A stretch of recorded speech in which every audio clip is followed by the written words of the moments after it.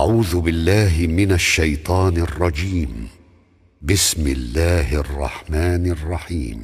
واتل عليهم نبأ إبراهيم إذ قال لأبيه وقومه ما تعبدون قالوا نعبد أصناما فنظل لها عاكفين قال هل يسمعونكم إذ تدعون أو ينفعونكم أو يضرون قالوا بل وجدنا آباءنا كذلك يفعلون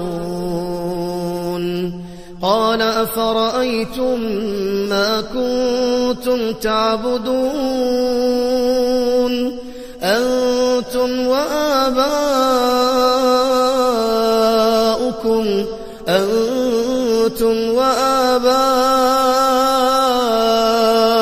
الأقدمون فإنهم عدو لي